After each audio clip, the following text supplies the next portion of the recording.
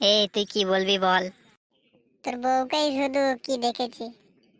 কি দেখেছিস রে, তুই কি দেখেছিস? এই আজি তুই কি দেখেছিস বল। বল, তুই লজ্জা লাগছে রে ভাই। তুই কি দেখেছিস বলবি কি সোজাসুজি। এই বুক শুল, তুই আমার নামে কি বলবি বল। ওই পাড়ায় উসমানের সাথে নাম করে তোর বউ।